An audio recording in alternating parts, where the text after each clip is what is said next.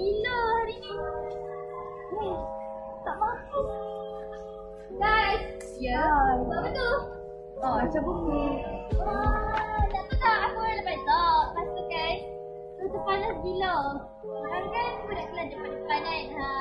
Tak ada plan tau nak bagi buat benda something yang boleh menjejukkan aku ni. Apa kata kita buat satu payung tu yang ada kipas attach dekat payung tu. Macam. Tapi barang tu beli kat no. Apa kata kita beli kat Mr. DIY? Dekat je. Jom pergi beli. Jom. What is that? Reflective umbrella with rechargeable fan.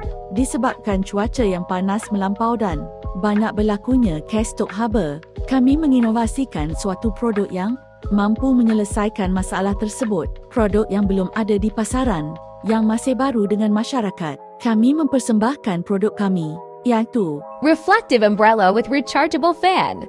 Pada bahagian atas payung, terdapat pita pelekat pemantul cahaya. Ia berfungsi bagi memantulkan cahaya sewaktu malam di atas payung tersebut.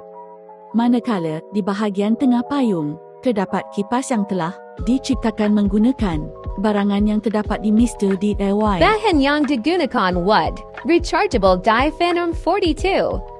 So on reflector tape RM3 3-dot recycle umbrella RMO total, RM7.